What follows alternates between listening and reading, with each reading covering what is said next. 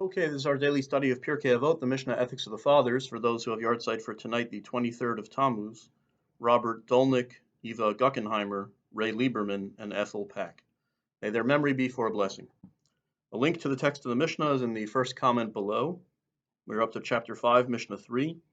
These first few Mishnahs of chapter 5 are all about patterns of 10 in the Torah. So, Asar Nisyonos Nisnasa Avram Avinu Olav Hashalom Yomad Bechulam, Lodia Kama Chibaso Shal Avram Avinu Olav Hashalom. With 10 trials was our father Abraham tested by God, and he withstood all of them. He passed all these tests in order to show how great was the love of our father Abraham. And the Kahati commentary quotes different strands of commentary. There's a little bit ambiguous. The love of our father Abraham.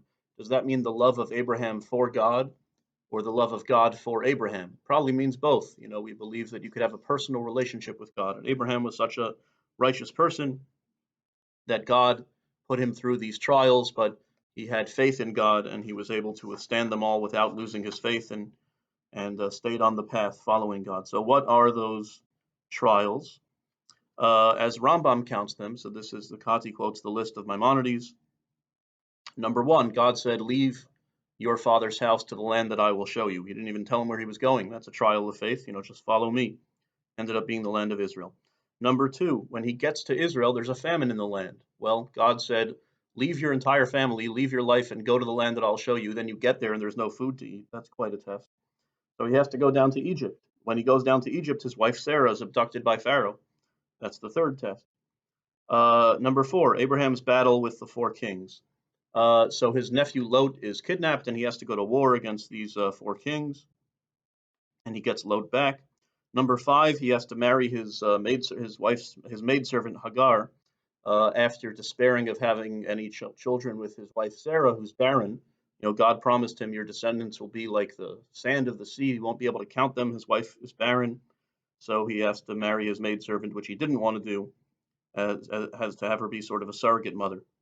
Number six, he has to get circumcised at 99 years old. That's quite a trial. Number seven, Sarah is abducted again, this time by King Avimelech. Number eight, he is told by God to expel Hagar, his concubine, even though at this time he loves her.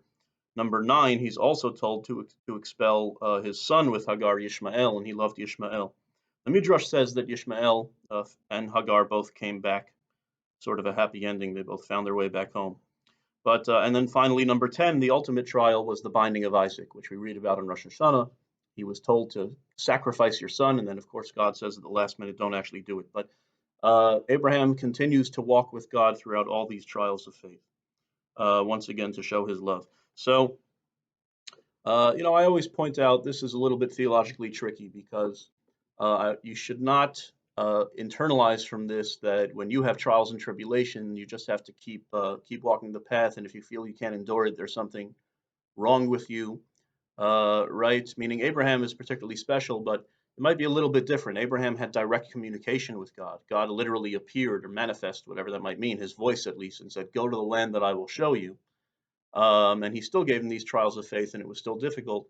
But in this day and age where God hides his face from us, as the Torah and the Talmud sometimes puts it, I think it's a little bit different when we go through trials and tribulations. We shouldn't necessarily think, well, I just have to be pious and get through it. People sometimes are well-meaning and they say something like, God wouldn't give you anything that you couldn't handle. And I've learned as a rabbi not to say that because it sometimes just invalidates how someone's feeling that they can't handle it. So we have to be theologically careful. But anyway, in any case, Abraham is still seen as exceptionally righteous for having passed all these ordeals. And it also shows that God is a God of love, and He loved Abraham, and Abraham loved him in turn. And we too can have a personal relationship with God, even though his face does seem hidden in this day and age. We still believe we can have a relationship with God through His revelation, through His Torah, which reflects His will, and through prayer to Him. We can still find ways to connect. Okay, so with that, we'll say the El Maleh. El Maleh Rachamim Shochein Bamiro Mim Hamitzei Menuchanachon Al Kanfei Hashachina B'Malos Kadoshim Tahorim Kizor Harakia Mazhirim Es Nishmos Kol Askaros Shel Halayla Shel Chuli Olamam Ba'avur Shamispalim Bat Haskaras Nishmasam Tigan Eden Tehim Menuchasam Lachein balarachmim yastireim b'seiser kanafav li'olamim. Yitzror b'tzorach chaim es nishmasam. Adonai yunach lasam yanuchu b'shalom mishkvasam and Omar Amen. And in English, O God, full of mercy, who dwells on high, grant proper rest on the wings of the divine presence, in the lofty levels of the holy and pure, who shine like the glow of the firmament, for the souls of Robert Dolnick, Eva Guckenheimer, Ray Lieberman, and Ethel Pack, in whose memory we study and pray. May their resting place be in the Garden of Eden. Therefore may the Master of Mercy shelter them in the shelter of his wings for eternity. May he bind their soul in the bond of life. Hashem is their heritage. May they rest in peace, and let us say Amen.